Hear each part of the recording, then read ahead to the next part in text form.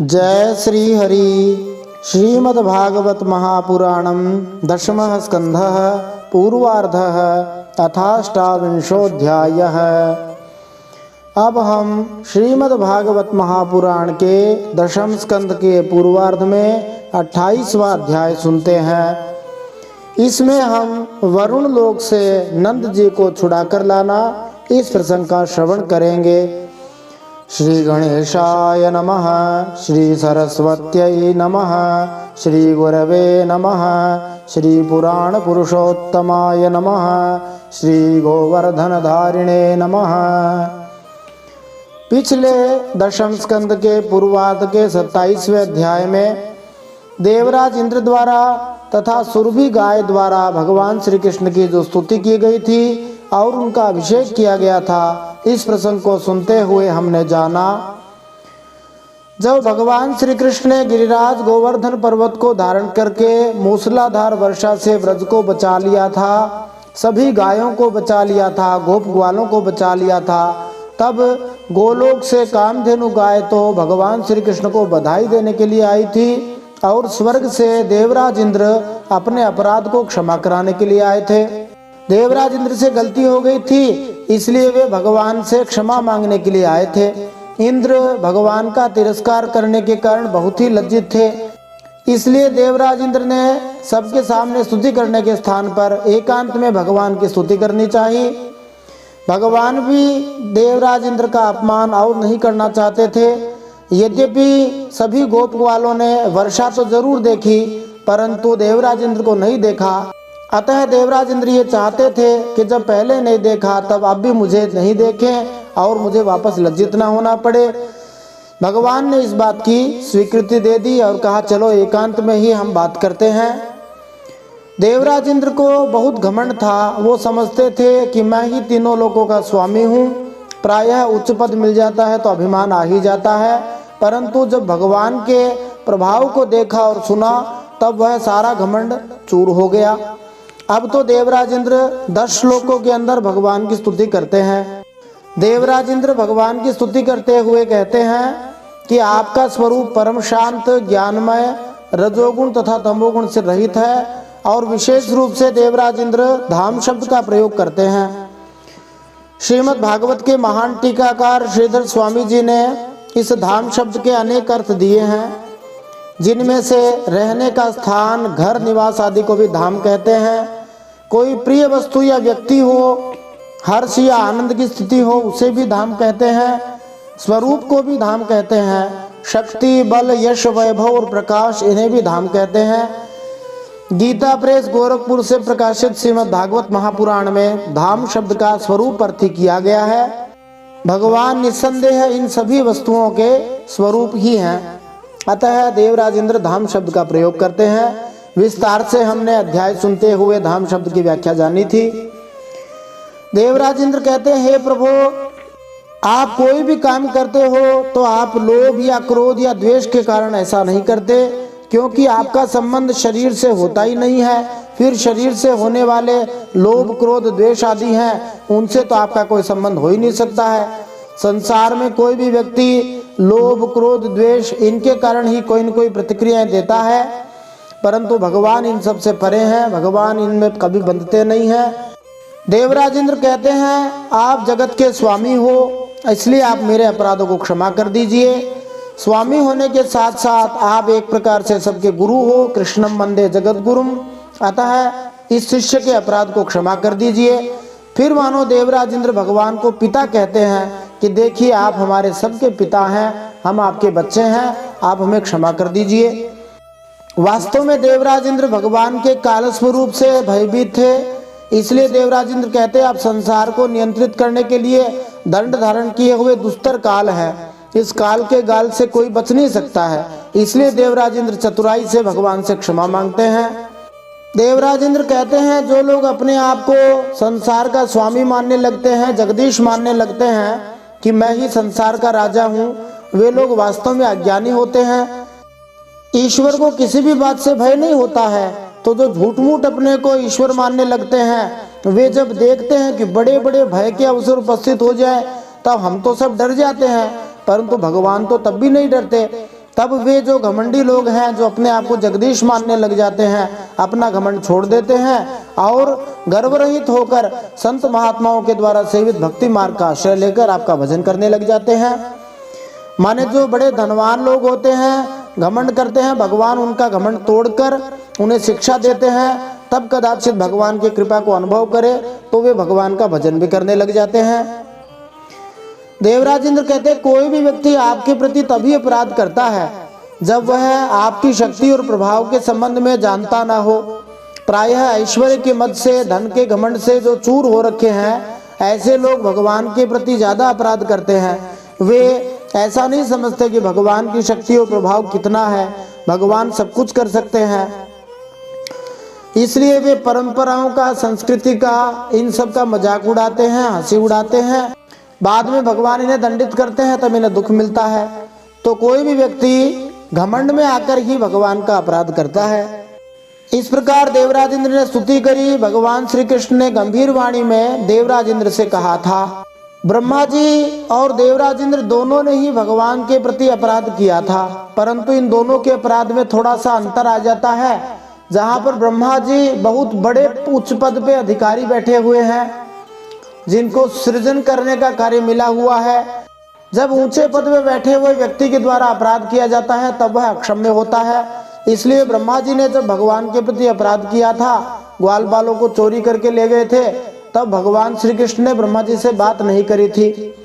देवराज इंद्र ने भी भगवान के प्रति वैसा ही अपराध करने की प्रयास किया, कोशिश करी, परंतु भगवान ने इंद्र से बात करी, क्योंकि देवराज इंद्र ब्रह्मा जी की तुलना में छोटे पद पर बैठे हैं। ब्रह्मा जी के एक कल्प में 14 मनवंतर होते हैं, प्रत्येक मनवंतर में एक इंद्र होता है।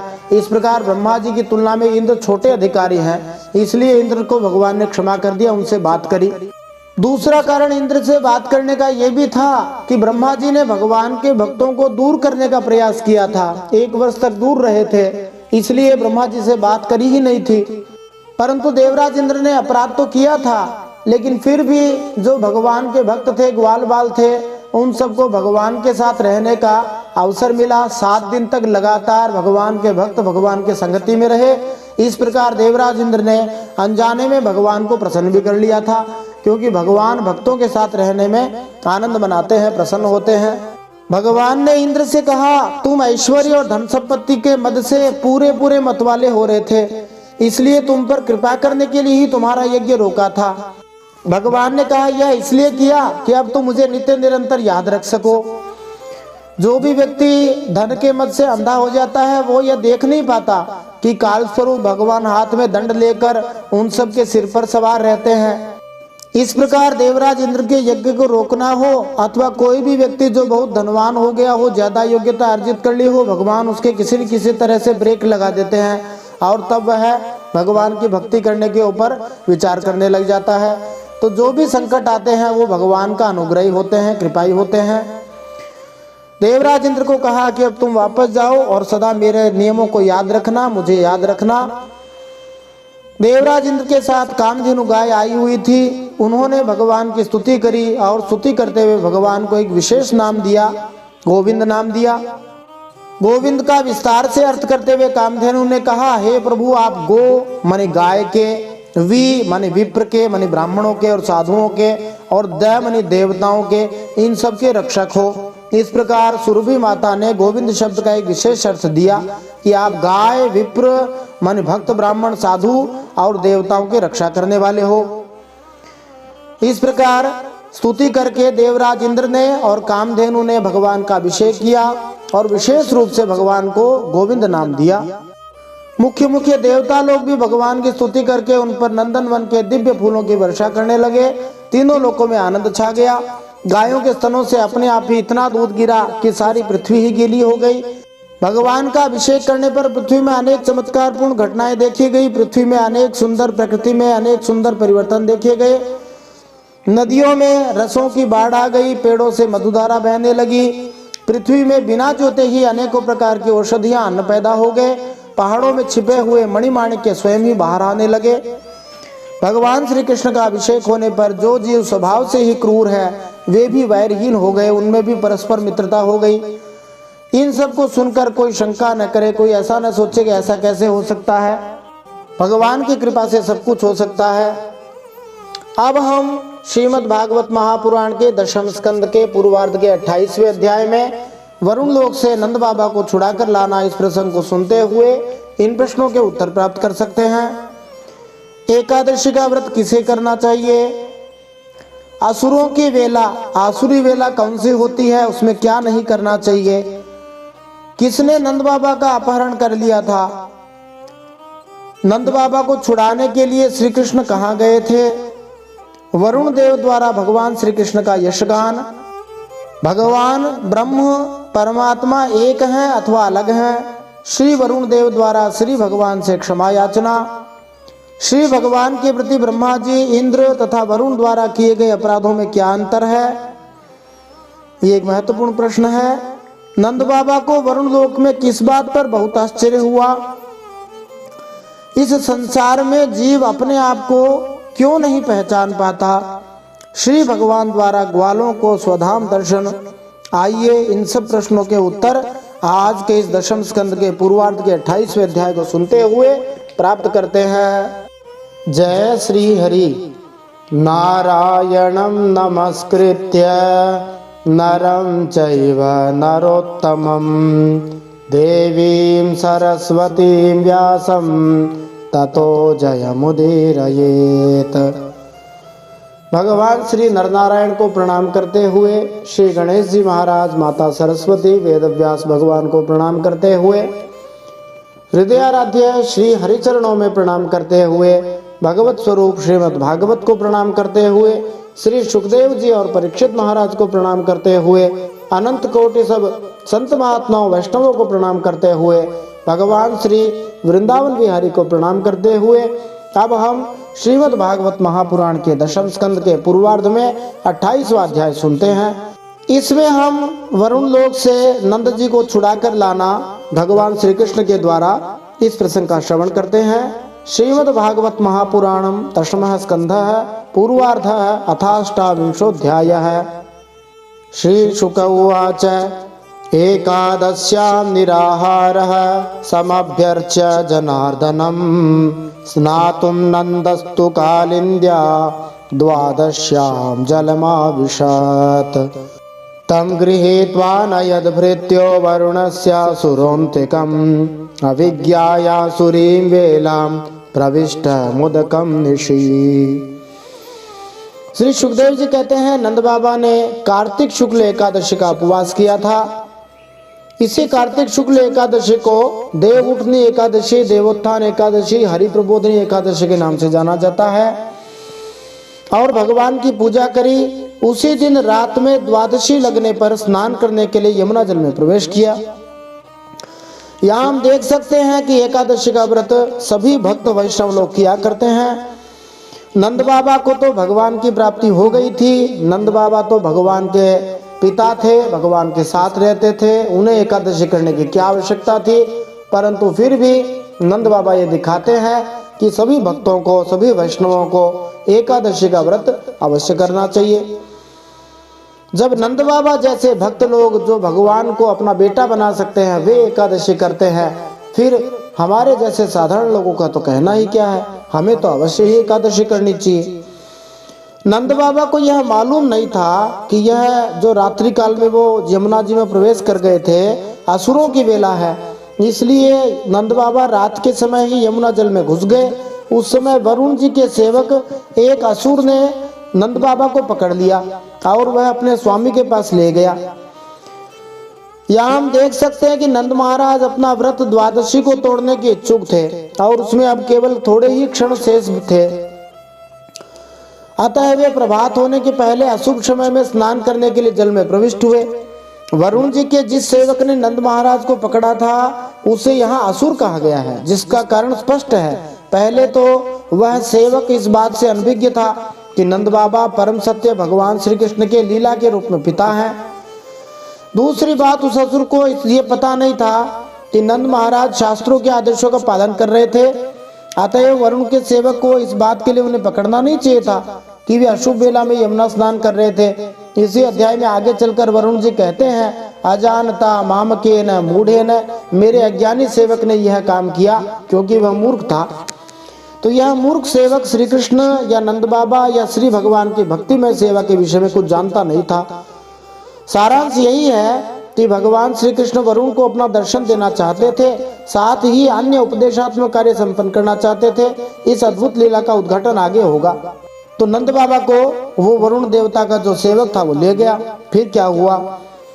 चुक्रुषोस्तम पश्यन्तः कृष्ण रामेति गोपकाः भगवास्तदुपश्रुत्य पितरं वरुणारितम् तदन्तिकं गतो राजन् स्वानाम भयदो विभुः प्राप्तं वीक्ष्य ऋषिकेशं लोकपालः सपर्यया महत्या पूजयित्वाह तद्दर्शन महोत्सवः। नंद बाबा यमुना जी में डुबकी लगाने गए थे और वापस निकले नहीं। तो बाहर वाले जितने उनके साथी थे, गोप थे, उन सब ने देखा कि नंद बाबा खो गए हैं और वे जोर जोर से चिल्लाने लगे, श्री कृष्ण अब तुम ही अपने पिता को ला सकते हो, बलराम अब तुम्हारा ही भरोसा है। ऐसे कहते हुए जोर जोर से रोने पीटने लग गए। भगवान श्री कृष्ण सर्वशक्तिमान एवं सदा से ही अपने भक्तों का भय भगाते आए हैं। जब उन्होंने ब्रजवासियों का रोना पीटना सुना और यह जाना कि पिताजी को वरुण का कोई सेवक ले गया है, तब भगवान श्री कृष्ण वरुण जी के पास गए, उनके लोक में। यहाँ इस श्लोक में विश्वनाथ चक्रवर्ती ठाकुर टीका करते हुए बतलाते हैं कि जब नंद बाबा नदी में स्नान करने गए तो उनके साथ अनेक ग्वाले थे। जब नंद बाबा पानी से बाहर नहीं निकले तो ग्वाले चिल्लाने लगे और भगवान श्री कृष्ण तुरंत वहां आ गए।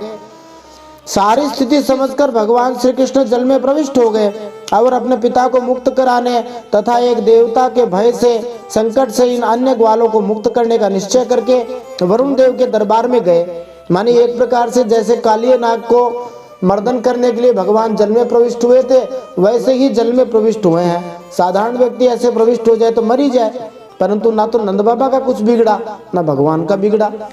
जब लोकपाल वरुण जी ने देखा कि समस्त जगत के अंतर इंद्रिय और बहिर इंद्रियों के प्रवर्तक, माने जो हमारे अंदर की इंद्रियां हैं, बाहर की इंद्रियां, सबको चलाने वाले भगवान श्री कृष्ण स्वयं ही उनके यहाँ पधारे हैं, तब वरुण जी ने उन भगवान की बड़ी पूजा की, प्रेम से पूजा की। भगवान के दर्शन से उन वरुण जी का रोम रोम आनंद से खिल उठा। इसके बाद उन्होंने भगवान से इस प्रकार निवेदन किया।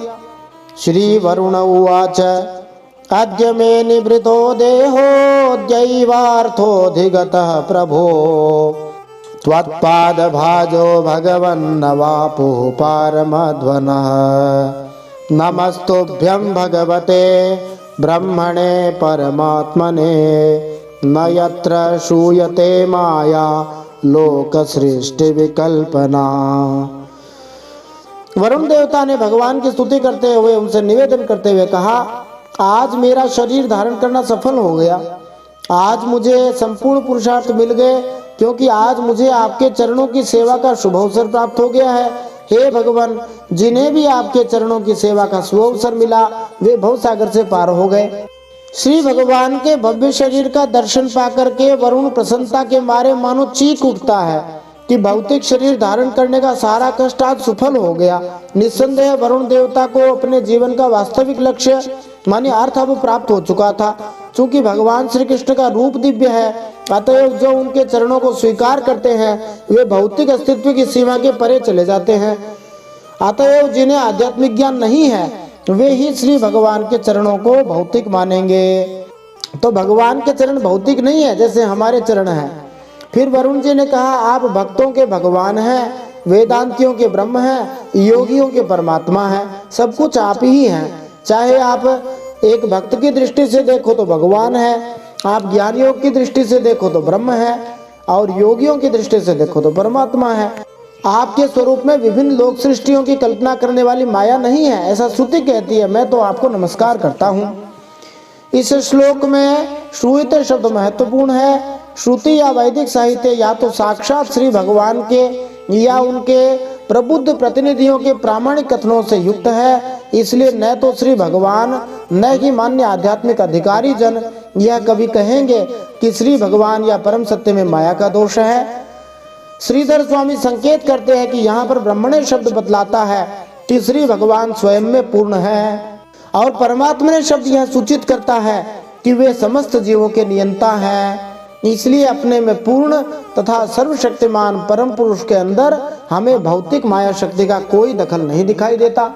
फिर वरुण देवता आगे निवेदन करते हुए कहते हैं, अजानता माम के न मूढ़े ना कार्य वेदिना आनीतोयम तव पिता तद भवान क्षन्तुमर्हति ममाप्यनुग्रहं कृष्ण कर्तुमर्हस्य शेषदृक् गोविन्द नियतामेष पिता ते पितृवत्सल।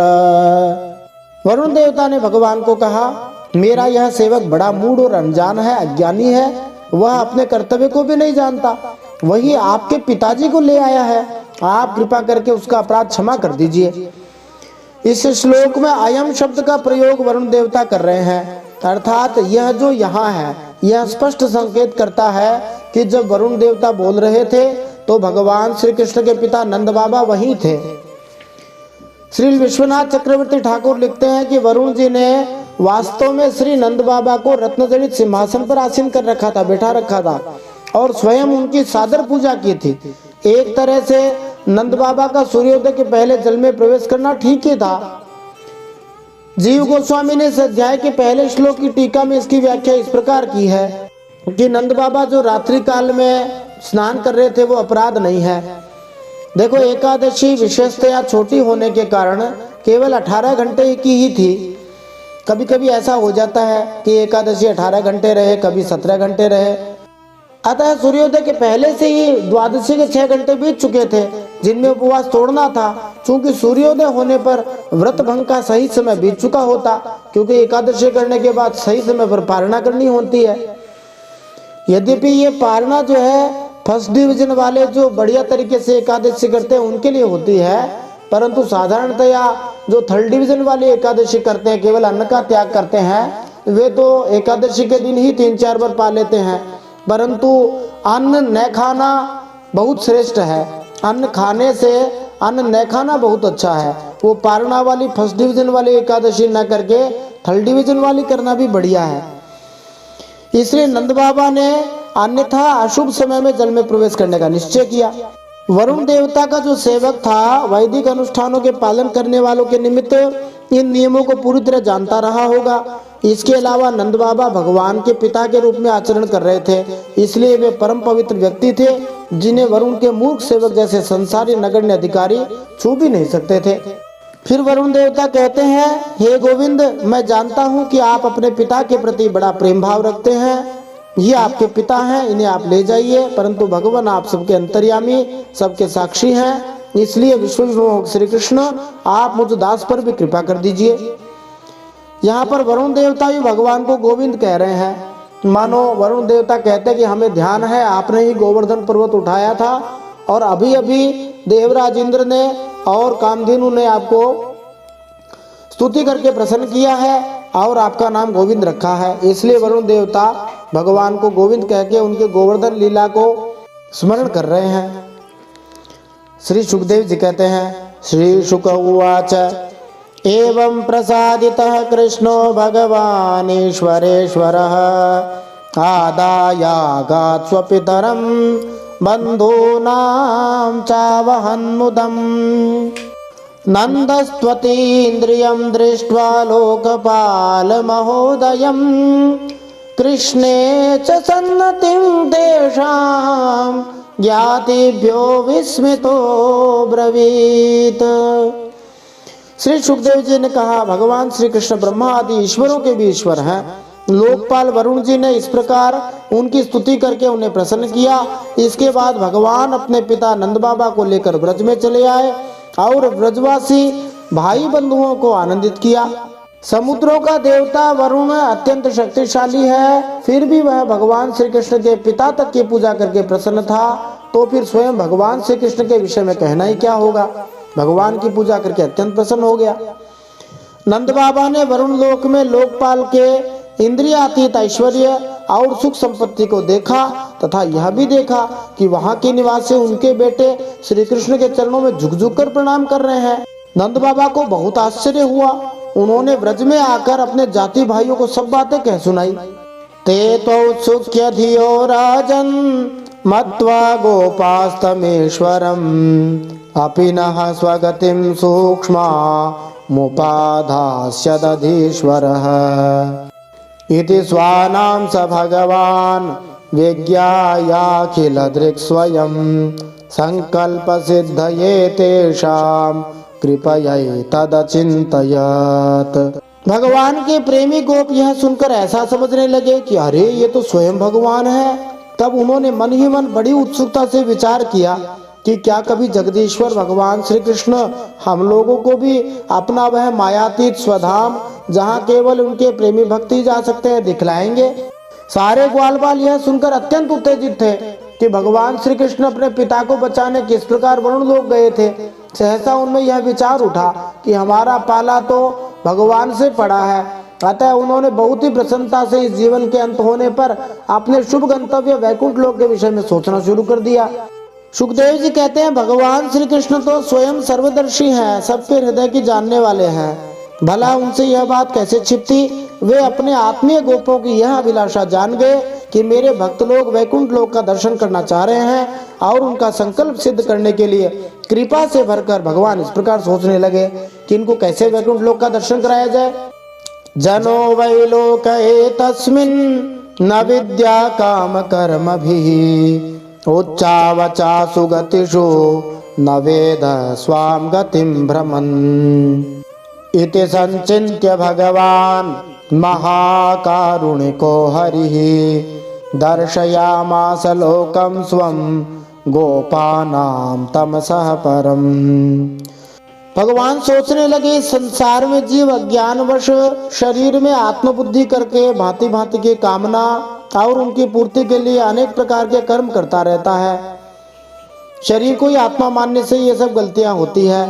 फिर उनके फलस्वरूप देवता, मनुष्य, पशु पक्षी आदि ऊंची नीची योनियों में भटकता फिरता है और अपनी असली गति को, आत्मस्वरूप को पहचान नहीं पाता, भूल जाता है। इस श्लोक की टीका में श्री जीव गोस्वामी जी ने विस्तार से बतलाया है कि किस प्रकार यह श्लोक श्री भगवान के धाम श्री वृंदावन धाम के नित्य मुक्त वासियों पर लागू होता है। श्रीमद् भागवतम का एक मूल दार्शनिक सिद्धांत दो प्रकार की माया, एक योग माया है, दूसरी महामाया है, अर्थात जीवन की आध्यात्मिक और भौतिक अवस्थाओं के बीच का अंतर है। यद्यपि भगवान श्री कृष्ण सर्वशक्तिमान सर्वज्ञ परम पुरुष हैं, किंतु वैकुंठ लोक के उनके पार्षद उनसे इतना ज्यादा प्रेम करते हैं कि वे उन्हें अपना प्रिय पुत्र, मित्र, प्रेमी इत्यादि मानते हैं। अतः उन भक्तों का अतीव हर्षयुक्त प्रेम कोरे सम्मान की सीमाओं को लांघ भी सकता है और वे यह भूल जाते हैं कि भगवान श्री कृष्ण समस्त ब्रह्मांडों के परमेश्वर हैं। इस प्रकार उनका शुद्ध घनिष्ठ प्रेम असीम विस्तार कर लेता है। भगवान श्री कृष्ण को असहाय बालक, सुंदर सखा या साथी मानने के कार्यों को भगवान श्री कृष्ण के ईश्वर के पद के प्रति अविद्या की अभिव्यक्ति माना जा सकता है, किंतु वृंदावन के निवासी भगवान श्री कृष्ण के गौण राजसी रूप की उपेक्षा करके अपना ध्यान उनके असीम सौंदर्य पर केंद्रित करते हैं, क्योंकि वही उनका मूल विशिष्ट लक्षण है। वस्तुतः भगवान श्री कृष्ण को परम नियंता तथा ईश्वर कहना एक प्रकार का राजनैतिक विश्लेषण है, क्योंकि यह शक्ति और नियंत्रण के सोपानों का संदर्भ लेता है। सत्ता के स्तरों तथा शासन के सोपानों का ऐसा विश्लेषण इस संदर्भ में ही सार्थक है जब जीव अपने से ऊंचे जीव के प्रति प्रेम में पूरी तरह समर्पित नहीं होता। दूसरे शब्दों में समझें तो नियंत्रण तो स्पष्ट दिखाई देने लगता है, यह अनुभव होने लगता है जब इस नियंत्रण का विरोध होता है।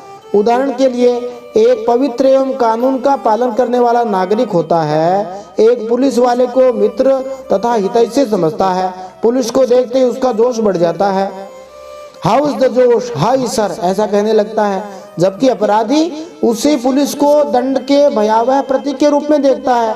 पुलिस आ गया ऐसा नाम सुनते ही लोगों के पसीने छूट जाते हैं, लेकिन किनके? जो अपराधी हैं उनके।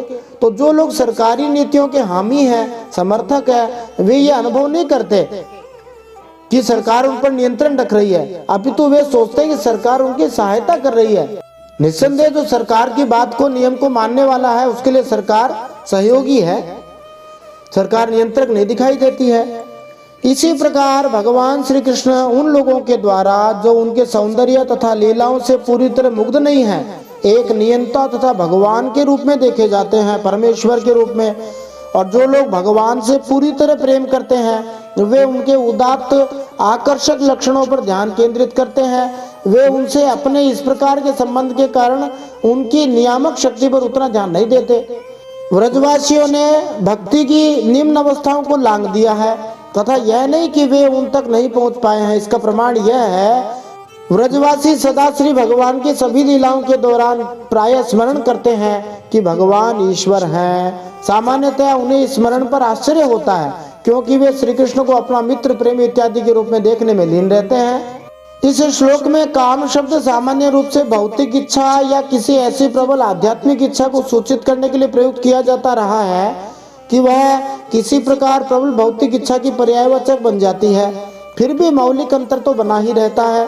भौतिक इच्छा स्वार्थमय तथा आत्म तृप्ति देने वाली होती है, जबकि आध्यात्मिक इच्छा स्वार्थ से रहित पूरी तरह अन्य के अर्थात श्री भगवान के आनंद के लिए होती है। इस प्रकार वृंदावन के वासी अपने नैतिक कृत्य एकमात्र अपने प्रिय भगवान की प्रसन्नता के लिए करते थे। यह याद रखना चाहिए कि इस धरा पर भगवान श्री कृष्ण के अवतार का संपूर्ण उद्देश्य जीवों को भगवत धाम वापस जाने के लिए आकृष्ट करना है। इसके लिए दो बातें आवश्यक होती हैं। भगवान की लीलाएं आध्यात्मिक पूर्णता के सौंदर्य को प्रदर्शित करती हों और वे किसी न किसी तरह प्रासंगिक जान पड़ने के कारण इस संसार के बद्ध जीवों के लिए रोचक होती हों, तभी लोग भगवान की कथा सुनेंगे।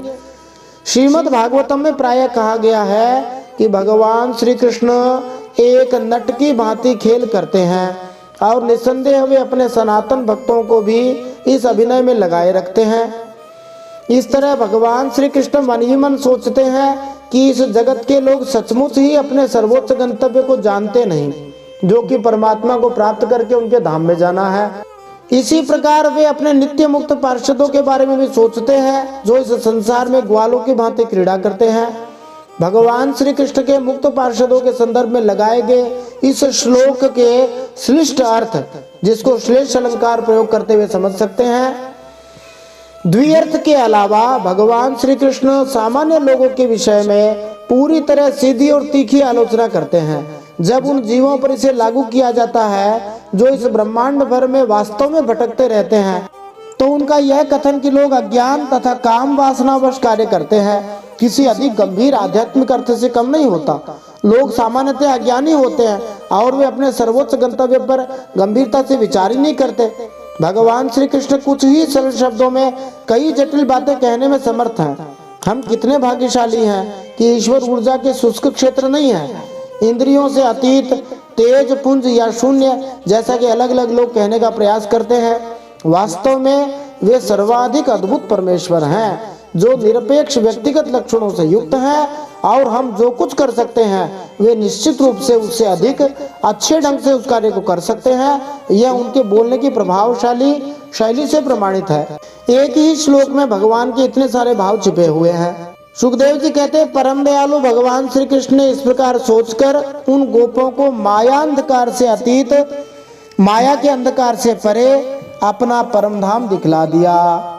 इस श्लोक से स्पष्ट हो गया कि परम सत्य अपने निजी नित्य धाम में रहते हैं। हम लोग शांति तथा सौंदर्य से घिरकर ज्यादा से ज्यादा सुख पूर्वक रहने का प्रयास करते हैं, तो भला किस तरह तर्क के नाम पर हम अपने सृष्टा बनाने वाले भगवान एवं उनके सुखद सुंदर धाम से ईर्ष्या कर सकते हैं, जो सामान्य लोग में भगवत धाम के नाम से विख्यात है।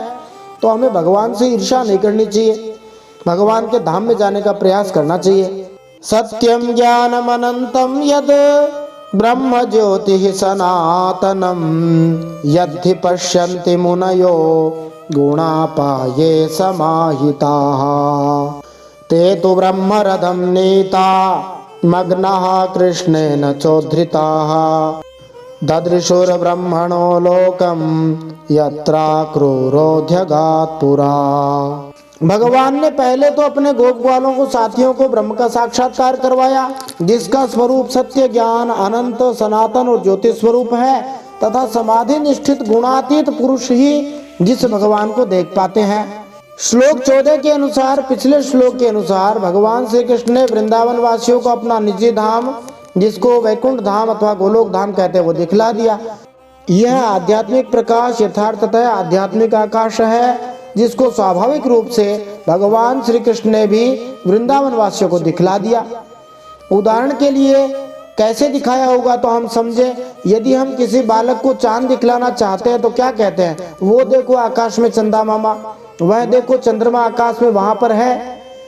इसी तरह भगवान ने वृंदावन वासियों को विस्तृत आध्यात्मिक आकाश दिखलाया, किंतु जैसा कि श्लोक 14 तथा अगले श्लोक में बल दिया गया है, भगवान के पार्षदों का वास्तविक गंतव्य उनका निजी आध्यात्मिक लोक था। माने वहां तक दिखाया नहीं, वहां एक प्रकार से पहुंचा दिया। कैसे पहुंचाया? सुखदेव जी कहते हैं, जिस जलाशय में अक्रूर जी को भगवान ने अपना स्वरूप दिखलाया था, उसी ब्रह्म स्वरूप ब्रह्मरथ में भगवान उन गोपों को ले गए। वहां उन लोगों ने उसमें डुबकी लगाई, वे ब्रह्मरथ में प्रवेश कर गए, तो भगवान ने उसमें से उनको निकालकर अपने परम धाम का दर्शन करा दिया। भगवान श्री कृष्ण ने ग्वालों को इस सरोवर में डुबकी लगवाई, अर्थात उन्हें निर्विशेष ब्रह्म से अवगत कराया, लेकिन इसके बाद उन्हें उच्चतर ज्ञान तक पहुंचाया, जैसा कि उद्धृता शब्द से सूचित होता है। उन्हें भगवान के अपने लोक में स्थित श्री भगवान के व्यक्तित्व से अवगत कराया, जैसा कि यहाँ स्पष्ट उल्लेख है, ददृशुहु ब्रह्मणो लोकम। उन्होंने अक्रूर की भांति परम सत्य के दिव्य धाम का दर्शन कराया। दूसरी बात ध्यातव्य है, जो कुशल पाठक हैं, ढंग से भागवत जी सुन पढ़ रहे हैं, वे ध्यान दें कि अक्रूर जी के संबंध में जो लीला हुई है वो तो ग्वाल बालों की इस घटना के बाद में आई है, वो तो अभी आई नहीं है। श्री सुखदेव जी बतलाते हैं कि अक्रूर जी ने इसके पहले ही वैकुंठ का दर्शन किया था। इसका कारण क्या है?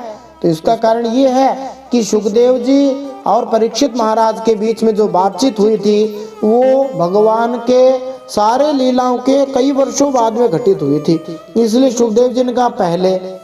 अब अंतिम श्लोक इस अध्याय का, नंदादयस्तु तम दृष्ट्वा परमानंद निर्वृताः कृष्णं च तत्र छन्दोभिः स्तूयमानं सुविस्मिताः। उस दिव्य भगवत स्वरूप लोक को देखकर नंद आदि गोप परमानंद में मग्न हो गए। वहां उन्होंने देखा कि सारे वेद मूर्तिमान होकर भगवान की स्तुति कर रहे हैं। यह देखकर वे सब के सब परम विस्मित हो गए। यद्यपि वृंदावन वासी अपने आप को सामान्य जो लोग मानते थे, किंतु भगवान श्री कृष्ण चाहते थे कि वे अपने अद्वितीय सौभाग्य को जाने। इस तरह श्री भगवान ने उन्हें यमुना नदी के एक सरोवर के अंदर गहराई में अपना निजी धाम दिखला दिया। ग्वाले यह देखकर चकित थे कि श्री भगवान के धाम का आध्यात्मिक वातावरण वैसा ही था जैसा कि उनके पृथ्वी लोक के वृंदावन का धाम था। जिस तरह भगवान श्री कृष्ण उनके वृंदावन में रहते थे, उसी तरह उनकी अद्वितीय दृष्टि में वैकुंठ में भी वे उपस्थित दिखाई दिए।